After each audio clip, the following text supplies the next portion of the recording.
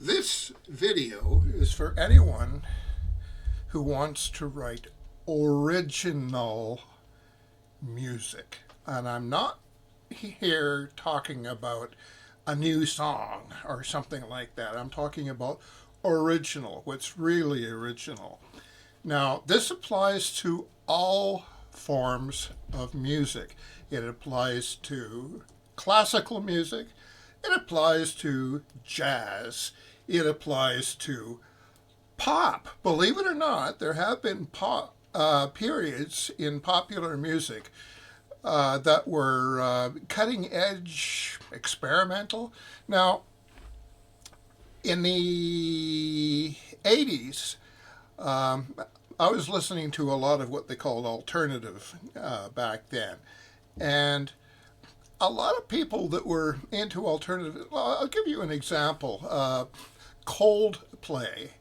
And now, I think this may also be true of Boston, but there was guys in university getting a university education, and they were learning things that could be applied to popular music. How do we make a piece of music really original? Well, you first off, you have to take control of all the elements of what goes into writing music.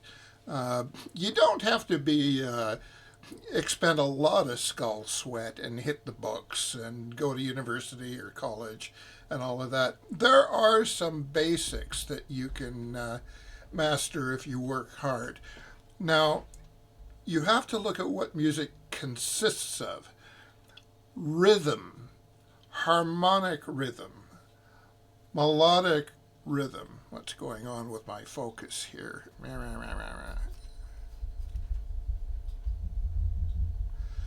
Melodic rhythm. Now,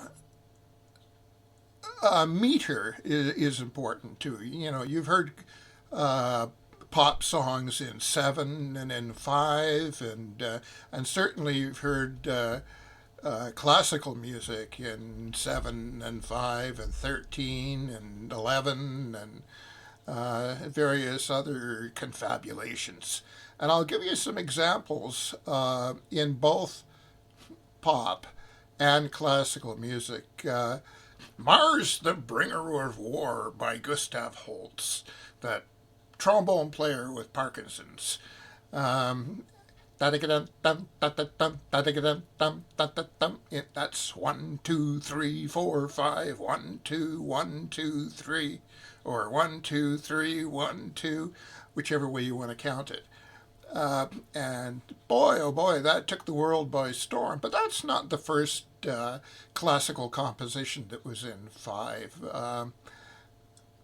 I can't remember the exact piece of music, but Schubert had written some music in 5, and I bet you if you looked, you'd find the odd piece or two by Tchaikovsky that was written in 5. Now, in modern music, money, it's a crime. Dun, dun, dun, dun, dun, dun, dun, dun, dun, dun, dun, dun. And now let's take another example: Kashmir by Zeppelin. Now, there's all kinds of goodies going on in there. First of all, they've chosen an unusual meter, but also that bum bum bum bum bum bum bum bum bum bum bum bum. They've used what they would call in classical music a cantus firmus. It's similar to what happened with Purcell. Henry Purcell was living in the equivalent of the 3-chord rut.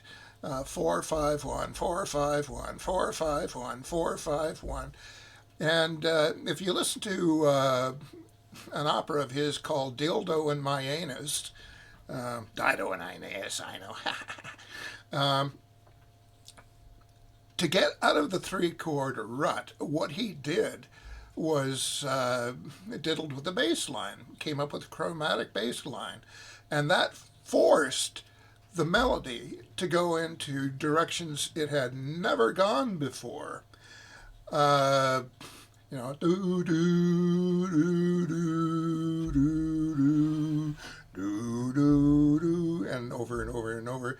And you look at how the chords are moving over top of that. Well, music had never sounded like that before, and it was a foreshadowing of cats, foreshadowing of floating tonality in the 19th century.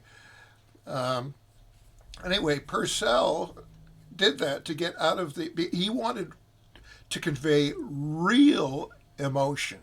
And you can't do that when you're going 4-5-1, 4-5-1, 4-5-1. It's like let's take Whack Arnold Mozart's the Magic Piccolo, the Magic Recorder, no, the Magic Flute. Um, and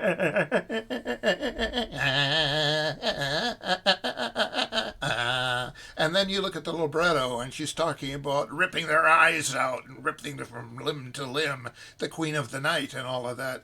Well, uh, um, Purcell wanted the music to reflect what the libretto was saying. So he went to a lot of trouble when he was writing Dido's Lament. And go look it up. There's plenty of examples of that on YouTube, um, and by some great artists of the 1950s, 60s, 70s. And the my brain farted. Um, the idea being that if you want to write an original melody, that's one way to go about it. What you do is changed the bass line, or just write uh, chords, use an unusual chord progression or whatever. One way to unify that, to bring structure to it, is to write, as Purcell did, a chromatic bass line. But that's had pretty much been dropped by the 19th century as composers got really good at. Like, look at Cesar Franck and Ricky Wagner, the filthy anti-Semite. They, and Richard Strauss for that matter, um, they use a kind of floating tonality where the chords were not connected to anything in some cases, from one chord to the next, to the next, to the next. Um, Joseph Jangen did that too. If you like an exciting piece of music, listen to his Symphony Concertante for organ and orchestra. There's some great moments in there. Now, another thing you can do is take control of the rhythm. And this is especially important if you're a pop or a jazz musician. Now, some examples of taking control of the rhythm in the classical field, that would be somebody like Stravinsky. For a while he was writing 13/8, 7/2, and all these ridiculous time signatures, and then some wanker came along and rewrote his Le Sacre du Printemps in 4/4, and nobody noticed the difference. But regardless, he was yet another focus.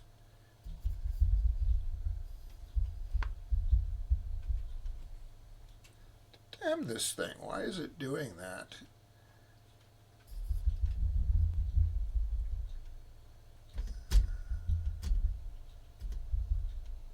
That's better. Um, take control of the rhythm, and you will notice that when any new popular form of music comes along, um, what changes? Well, the chord progressions or the chord structures and the rhythm. those two things, they're, it's like rockabilly, rhythm. Uh, Dave Brubeck, Take Five. Not only the rhythm, but the meter. Um, you can't do that all the time, but the rhythm is something that makes for a form. And, like you can excise all the drum patterns from every decade, and those are integral to the music. So if you want to write an original pop song, the first thing you have to do is say, okay, I'm not going to do 4-5-1, 4-5, G C D, G C D. I'm not going to do that anymore. And you listen to Coldplay. That's what they did. What are they, post rock, and they followed that very closely. Um, Now, taking control of the melody, well, taking control of the situation overall, I'm going to uh, reference Stravinsky's Poetics of Music. I have a very old copy that I've had since the 70s, and invaluable tool. Anybody can read it. Any musician can get a lot out of it. And in it, he answers the question, what is writing music about? Is it about freedom? Well, freedom doesn't get you anywhere. Freedom, you have to decide what you're going to do, and that's not freedom. That's limitations. And what I'm going to paraphrase and condense it, but what Stravinsky said was, you've got to lay down limitations, and out of that will pop your piece of music. And here's an example. You lay down, first of all, okay, what kind of a piece is it? I'm going to write a pop tune. Okay, there you go, pop tune. It's got to be so many minutes long. I like fairly long songs, 5 minutes and 18 seconds. What form is it going to be? What's your structure? What kind of chords are you going to use? Um, so you've got the length of your composition, you've got the key of your composition, you've got the structure of your composition. Okay, now, how about the melody? I want to write a melody that I've never heard before, that does things I've never heard before. Well, you do that by avoiding, you see, melodies ride over top of chord structures. And chord structures, now this isn't 100% true. If you really know what you're doing, you can write the chords in one key and the song in another. And that was done back in the Tin Pan Alley days, right up through to the present day. Guys who really know their blues, for example, are bringing in all kinds of stuff that are not in those simple three chords. But also, if you want to write a very original song, well, you got to use chords that aren't, and chord patterns that aren't frequently used. Now, let's take a look at a 50s, I think it was 50s. What's her name? Uh, why are my friends all retarded? Why must they all be so mean? Skeeter Davis, the world, the end of the world. Don't they know that the world's well? Look at the chord structure in that tune. It's not your 1 to 6 to 4 to 5, 4 to 5 to 1 basic chord structure. There's a 3 in there. Don't they know? 3, 4, 5, and 5 or something. I'd have to look at the music. But that's not your usual chord progression. And that one little 3 chord in there uh, made $1 bazillion for Skeeter Davis or whoever wrote the tune. Um, and absolute stroke of genius. It's just a pop tune, but there's no other like it, and that's saying a lot.